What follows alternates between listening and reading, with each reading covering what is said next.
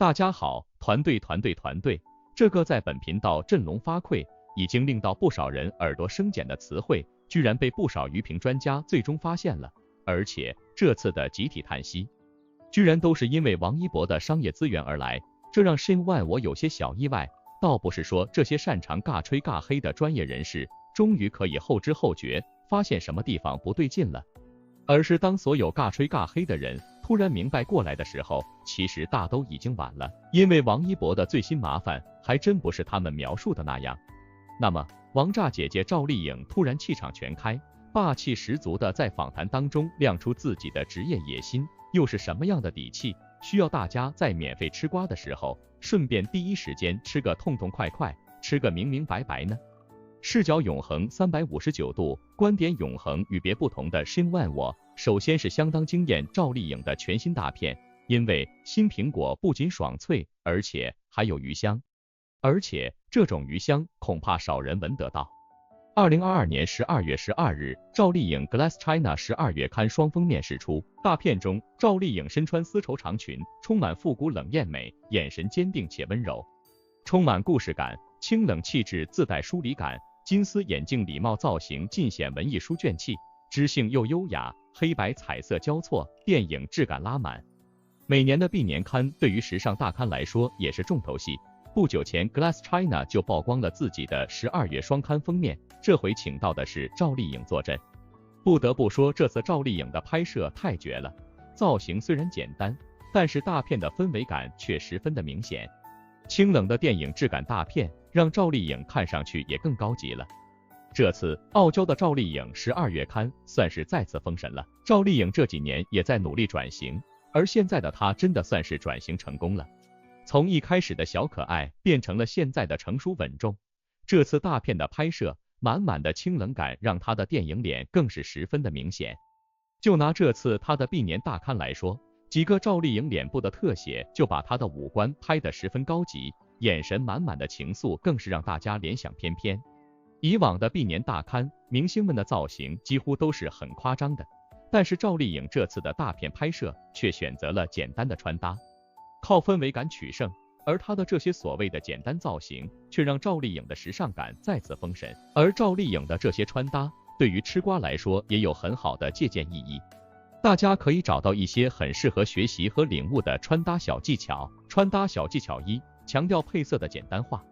首先就是衣服的颜色搭配，赵丽颖这次的服装配色几乎没有任何亮眼的颜色，大部分的服装配色都是更偏基础色的感觉。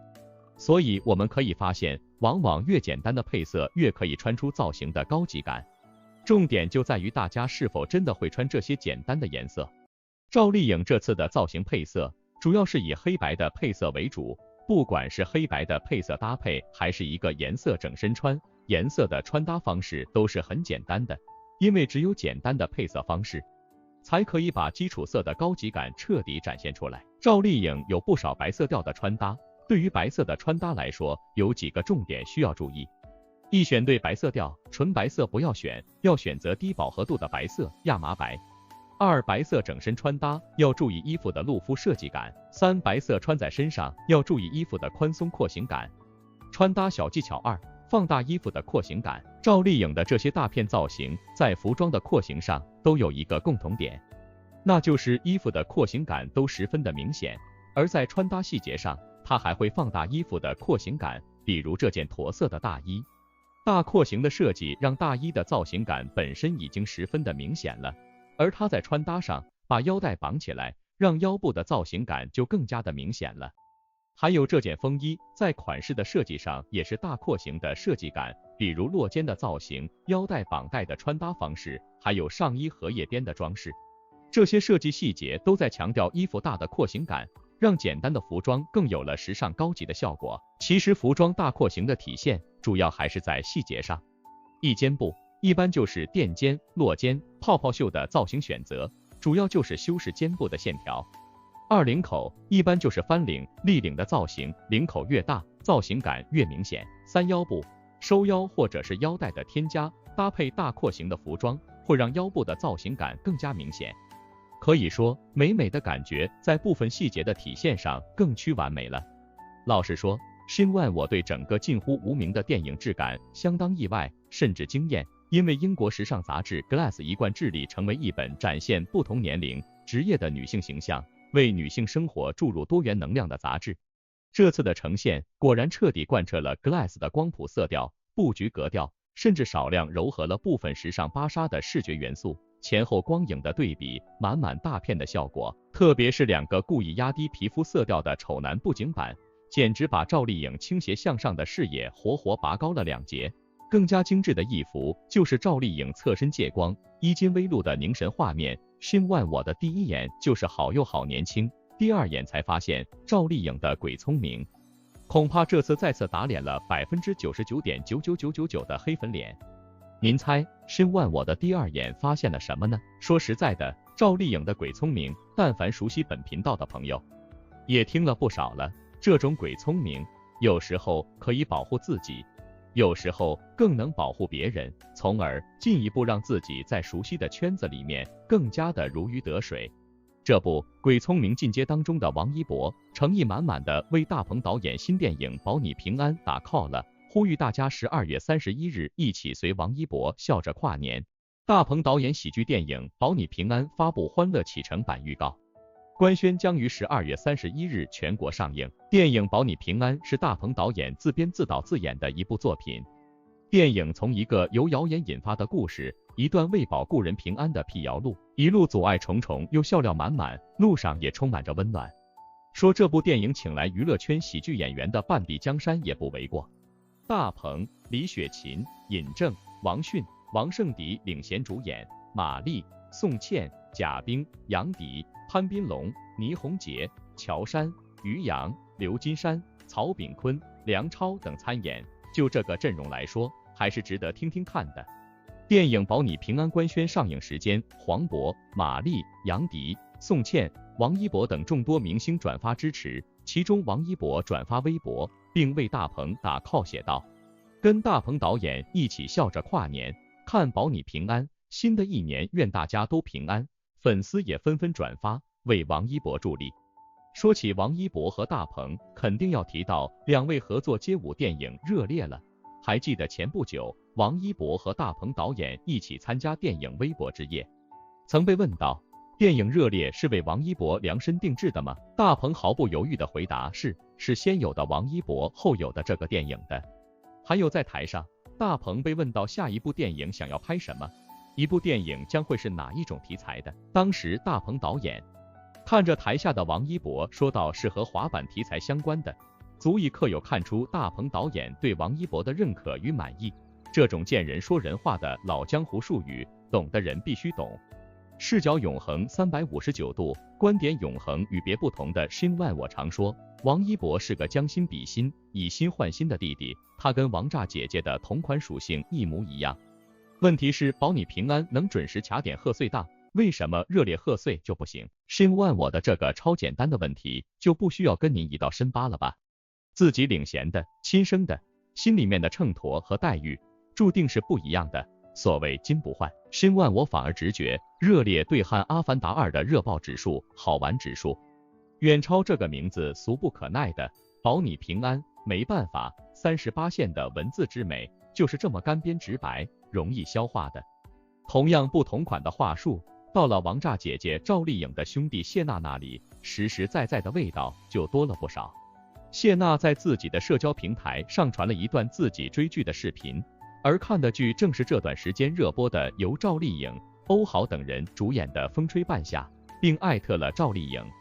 表示要认真点评一下二弟的表现。只见视频中的谢娜身穿朴素的居家服，也并没有化妆，一个人坐在椅子上，一边嗑瓜子一边追剧，状态十分放松。在追剧的时候，还时不时的做出反应，对赵丽颖所扮演的许半夏这一角色疯狂输出彩虹屁，又是夸演技，又是夸服装，甚至连许半夏一个小小的眼神都不放过，说这种坚定的眼神是一个好演员的眼神。大家都知道，在前段时间，谢娜参演了乌镇戏剧节上赖声川导演的13角关系，而在当晚，赵丽颖便在视频下方回复了谢娜说：大哥，我掐指一算，你在夸我，你的13角关系我一定到位。谢娜也很快再一次回复了赵丽颖的评论，声称会继续追。继续点评，互相支持对方的作品，相互夸赞鼓励，并替对方宣传。谢娜和赵丽颖两人这样的敞亮对白，江湖路数和神仙友情也太令人羡慕了吧。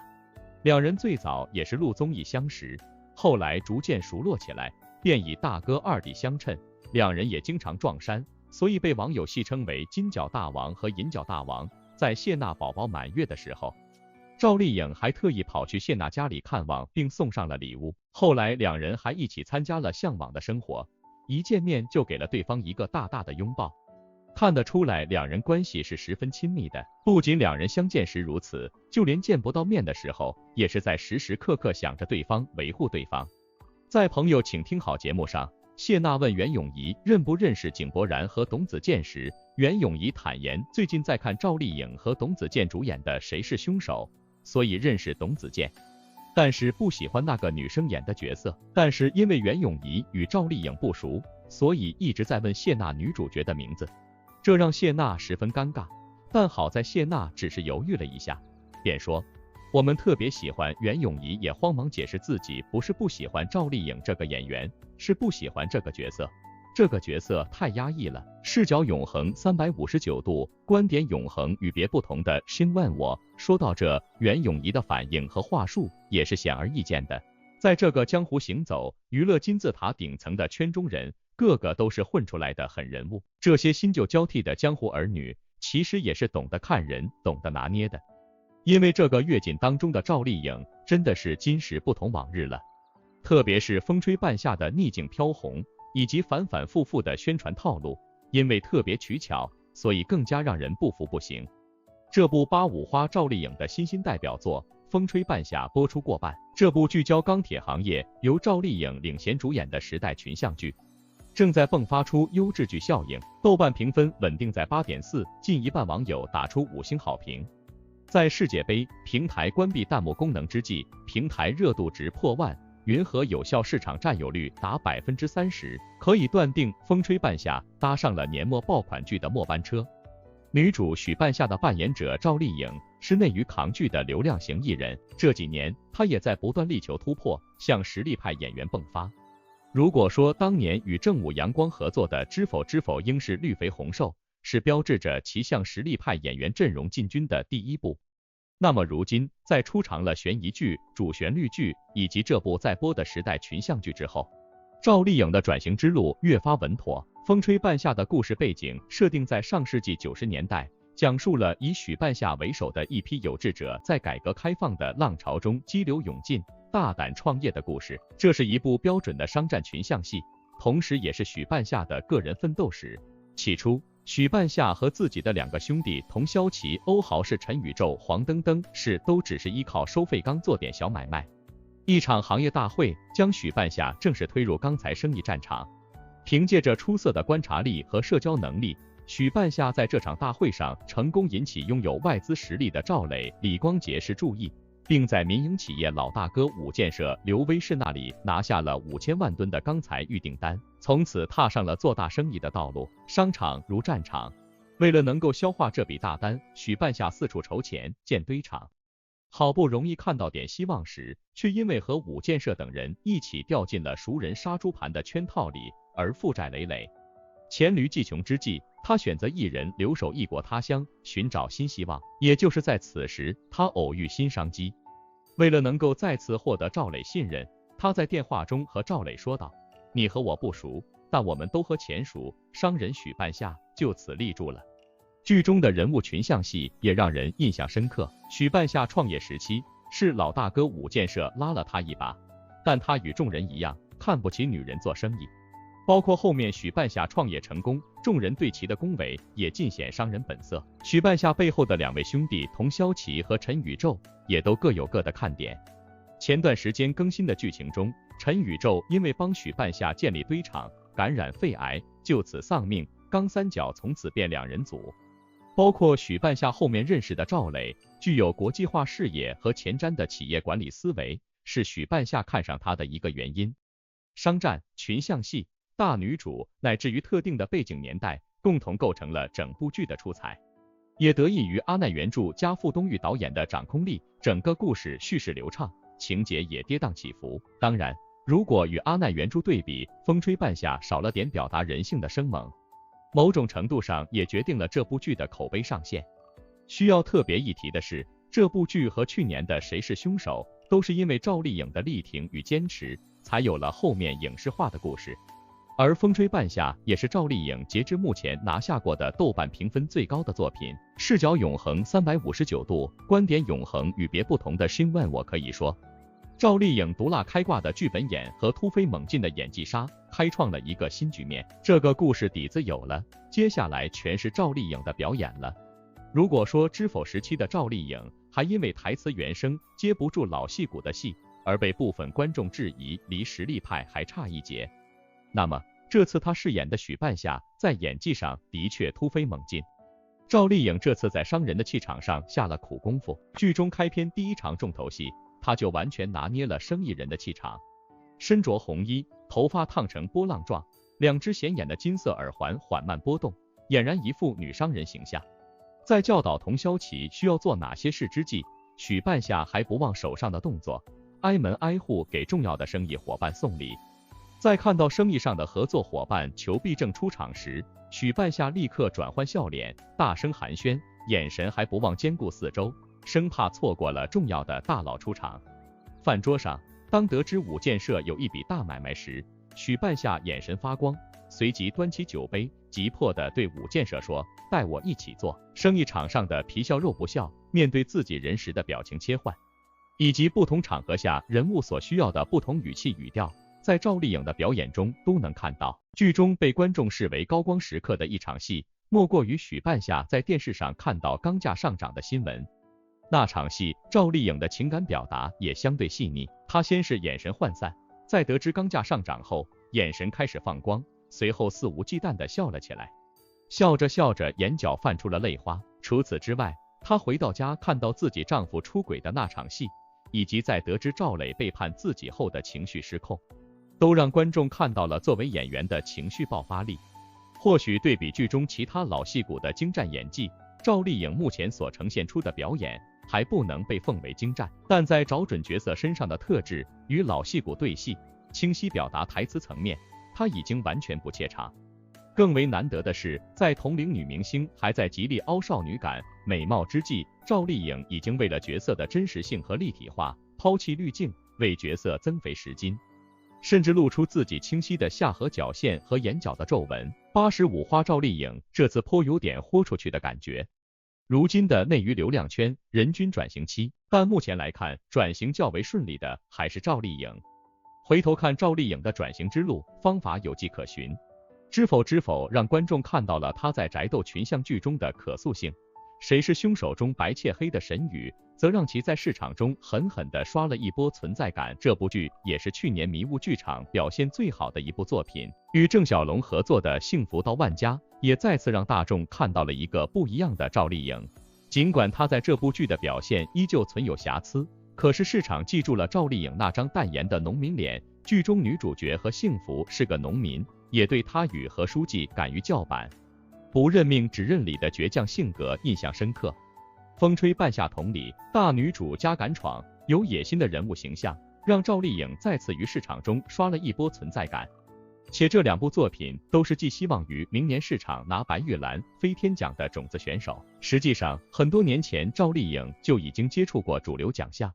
2015年，她曾凭借《花千骨》爆红，成功摘下了第28届金鹰奖观众喜爱的女演员奖，同时被提名了白玉兰最佳女主。3年后，赵丽颖凭借《知否》再次提名白玉兰最佳女主。演艺圈有一种说法，提名即肯定，2次提名白玉兰的赵丽颖，距离摘下王冠或许仅一步之遥。申万我只能说，这次的风吹半夏真的无意中吹响了明年全年的冲击号角。赵丽颖可以摘下王冠吗？目前赵丽颖手中紧握的2部种子选手《幸福到万家》《风吹半夏》都是市场中的主流题材，前者更是因为今年市场中最大的竞争对手人世间无缘参与白玉兰奖项评选而大大增加了获奖几率，后者则是赵丽颖主演生涯中有史以来拿下的豆瓣上8分作品，且这部剧的收视热度位列同时段第一，这也进一步拔高了该剧的获奖几率。对于目前的赵丽颖来说，距离夺奖或许只需要看竞争对手是谁了。演艺圈有两种类型的演员，一种是公认的像周迅这般的天赋型选手，另一种则是背后默默努力、苦下功夫磨练演技的演员。赵丽颖显然属于后者，但能够稳定的驾驭角色，拥有挑选剧本的能力与资本，已在圈内占据上风。赵丽颖会成为下一位电视圈大花吗？公认的电视剧大花里，孙俪、海清等人是为数不多兼具演技与收视率的电视圈一姐。按照这个标准来看，只要赵丽颖能够在上交几部风吹半夏，成为电视圈大花，可能性瞬间暴增了。新万我只想说，聪明的脑子加上智慧的眼睛，可以把许多可能性放大，即便在一些不可能情况下，例如这次的改开大剧风吹半夏，有时候反向操作就能逆势飞扬。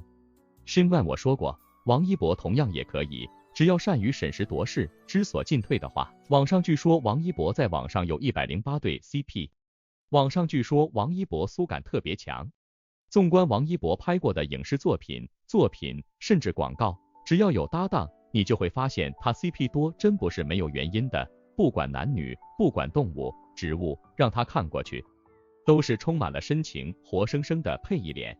归根到底，就是王一博的眼神也是太狠了，太深情了。王一博的眼睛并不是传统的丹凤眼之类的美男子的眼型，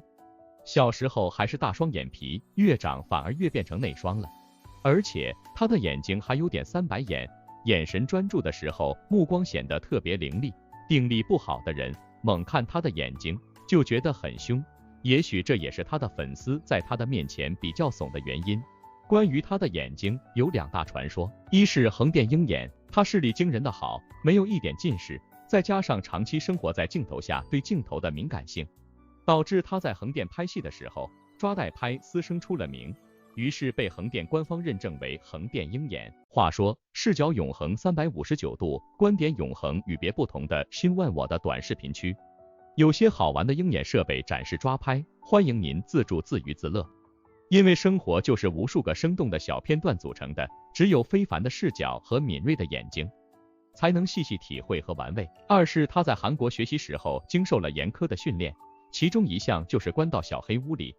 几十上百相机开着闪光灯对着拍，能够做到怎么都不眨眼睛才算合格。所以你看王一博任何时候出席活动，不管镜头怎么闪，他都是气定神闲，眼光淡定从容，这就厉害了。可是这样清冷疏离的王一博，在影视作品里，在活动中，在综艺里，他的眼睛真的是千重思绪，万种情思，无比动人，无比吸引。当有人诋毁他蓝忘机面瘫脸，我是真的觉得不可思议，这是角色设定好不好？蓝忘机的人设就是千年冰山啊，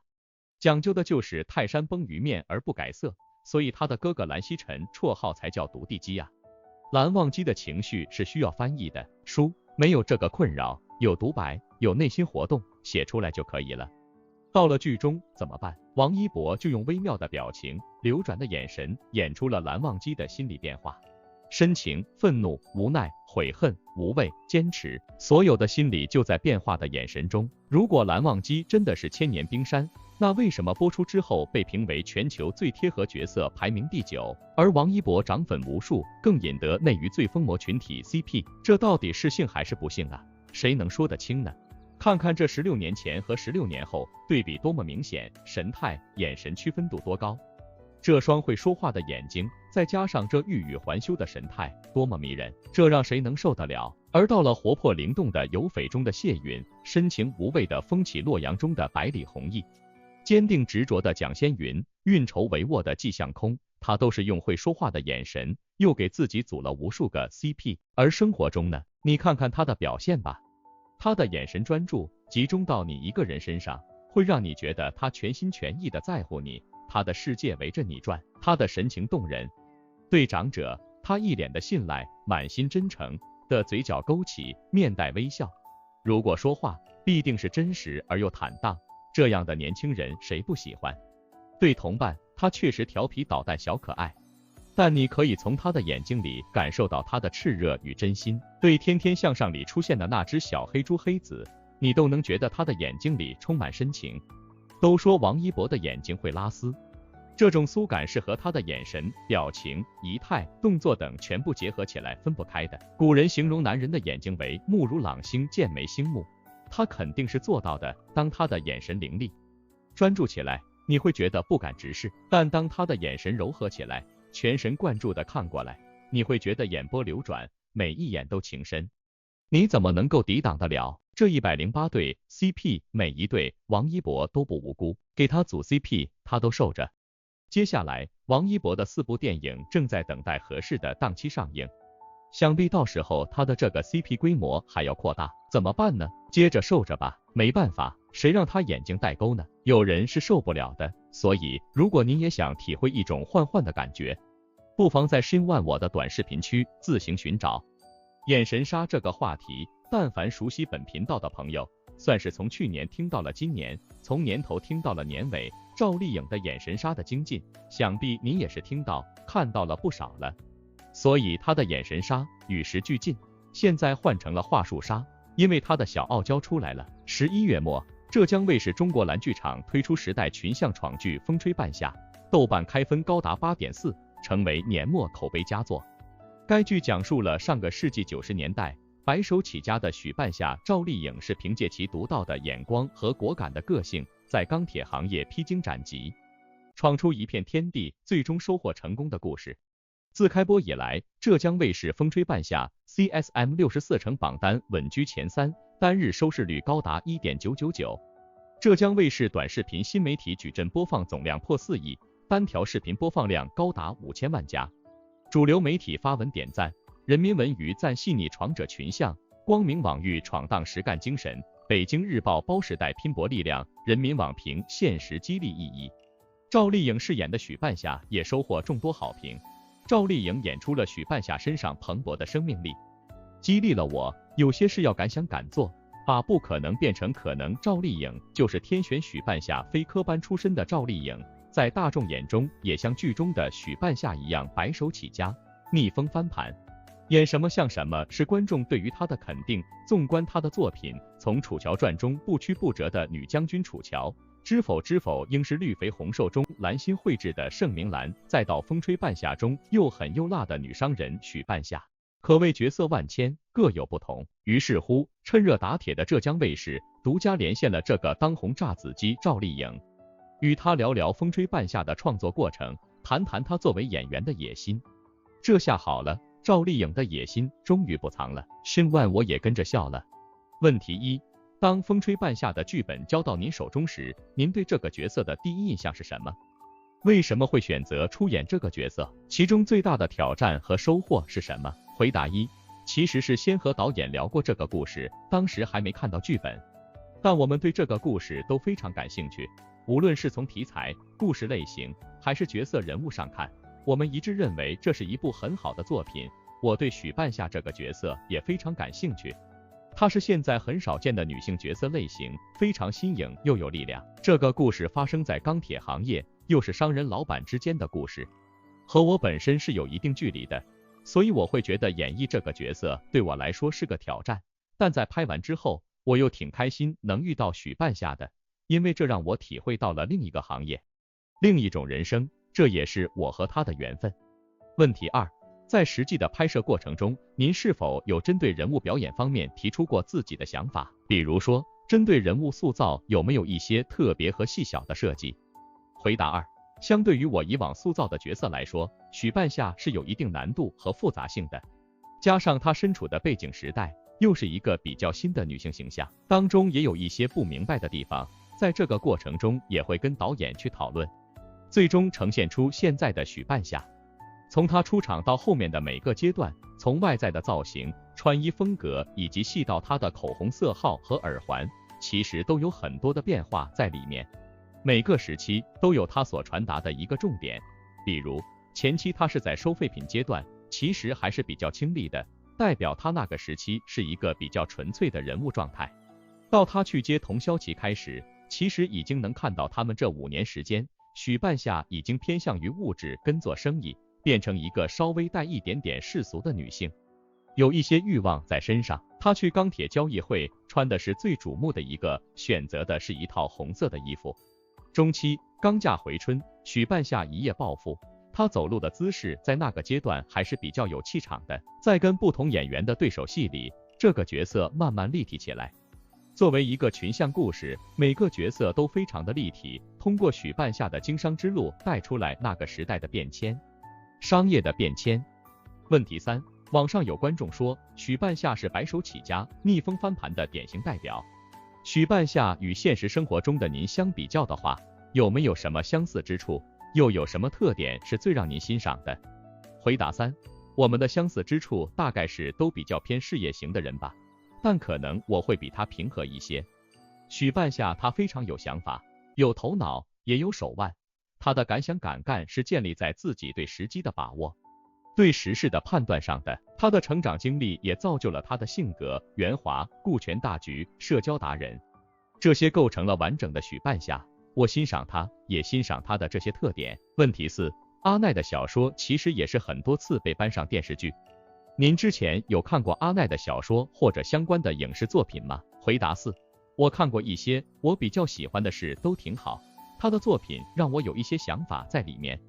其实原著不得往生会更复杂，体量也会更庞大，我也希望自己是多变的。问题5，自剧集播出以来，很多网友说看到了不一样的赵丽颖。在您的微博里，我们看到您和导演有这样一段互动，这样的感慨是您作为影视从业者从拍戏的角度发出。我们说许半夏有自己的野心，那么作为演员的赵丽颖，您有自己的野心或者说愿望吗？回答5，演员其实是追求塑造不同的角色，我也比较喜欢塑造不同的角色，不同的人物会给大家带来不同的感受，我也希望自己是多变的。问题6，这一次和傅东育导演合作，他在指导过程中带给您最大的感受是什么？回答6，之前在理想照耀中国中有和傅导合作过，他是一个很有想法、很会调动演员情绪的导演，同时也非常尊重演员，我们会一起讨论很多关于角色、关于表演的细节，导演也给了我们演员很大的安全感。问题7，和欧豪和李光洁两位老师应该也是首次合作，在拍摄过程中与他们2位有没有一些有趣的互动？可以谈谈和2位合作的感受吗？回答7，是首次合作，和他们2位老师在剧中的对手戏也很多，合作起来还是很愉快的，也很快就建立起了默契，经常会在现场有一些即兴的想法，大家一起碰撞讨论之后，会让我们呈现出的表演更加到位，更加精准。问题8，可以和我们分享一下许半夏和赵磊在风吹半夏之中的人物关系解读吗？回答8，我看到网友的一些解读，双向奔赴，我觉得挺新鲜的，他们是属于商人与商人之间的来往，大家都是在一个段位里，一开始其实是以利益为主，势均力敌，他们之间的关系有一个循序渐进的过程，既然都是商人，他们在一起谈感情，其实是一件比较残酷的事情，他们对于感情都是有周旋在里边的，互相都没有那么快的承认这一点，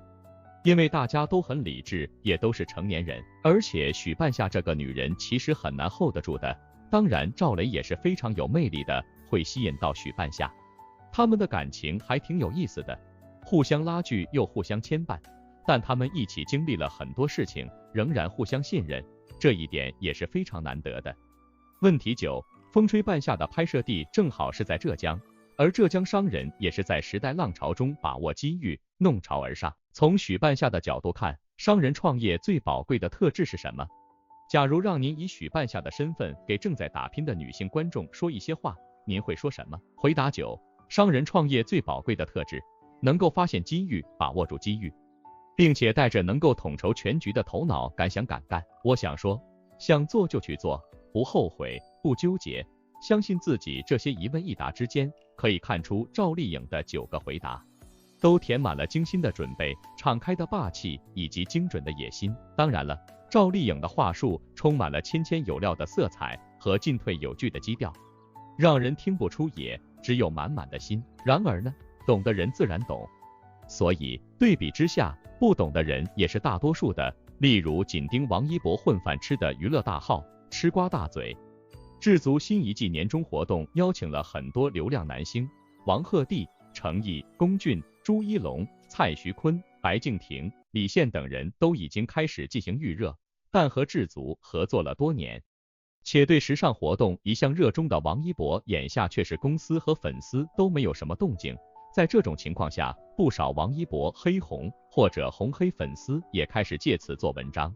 称王一博现在流量走低，已经被业内边缘化了。由于电影市场断崖式萧条，今年开始着重在影圈发力的王一博，在曝光和热度上的确是不如从前，但是瘦死的骆驼比马大，就暂时来说，他的顶流位置还稳得很，并不存在过气一说。诸多百万大号纷纷指出智足的活动，王一博肯定也是收到了邀请的。至于说他这边为什么一点预热操作都没有，原因也是明摆着的，他的公司和团队一直都像有什么大病，该吹的不吹，不该吹的乱吹，所以他的团队没有响应的举措也是正常的，毕竟他们的不靠谱也不是一次两次了。而他的粉丝之所以还没开始安利，则是因为智足这次对王一博的邀请是和电影项目无名捆在一起的，在前辈和作品宣传方还没有营销之前，他的粉丝也害怕自己蹦跶的太欢，有喧宾夺主之嫌，所以才暂时没有动作。所以语重心长的闲聊大号寄语王一博说，男流量迭代确实是蛮快的，希望王一博居安思危，比从前更努力吧。要知道旁的顶流最差也就是单打独斗，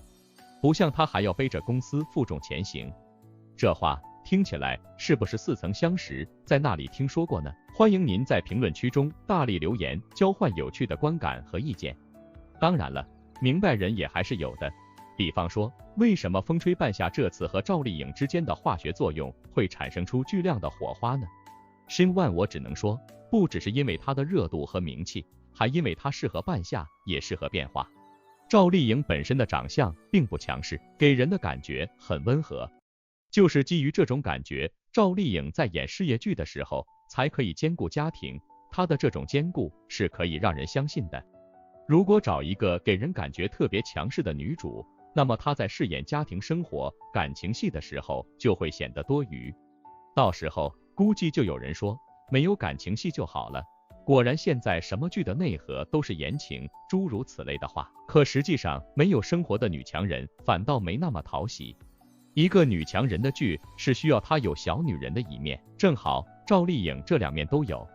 想同时拥有这两面其实不容易的，要换做其他当红女演员饰演，估计没有赵丽颖表现的这么接地气。这是一个恰到好处的选角，这就像这次赵丽颖如期呈现的大片，虽然不少也是平淡的视角，但是其中几个特别激赞，这其实就足够了。其中相当精致的一幅就是赵丽颖侧身借光，衣襟微露的凝神画面，申万我的第一眼就是好幼好年轻，第二眼才发现赵丽颖的鬼聪明，恐怕这次再次打脸了 99.99999% 的黑粉脸。申万我的第二眼发现了，这个极鬼聪明的赵丽颖拍完了实力碾压诟病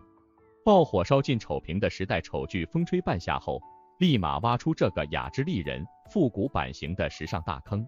让黑粉错乱去跳，然后井底自嘲。话说，网传央视大举天骄暂定赵丽颖，这是一部记录大时代中的命运洪流，全是不变初心的新征程、新大剧。此剧跟讲述北斗人自主独立开发全球卫星导航系统的电视剧《天网》，简直就是天王地虎、宝塔和妖的舒适感。这种好事，相信鬼聪明的赵丽颖小算盘也是会第一时间叮当响的了。有时候鬼聪明能够打脸危机，有时候团队可以逢凶化吉。当一大群吃瓜鱼评突然发现某些风向不对的时候，王一博其实正在面临着另外一个挑战。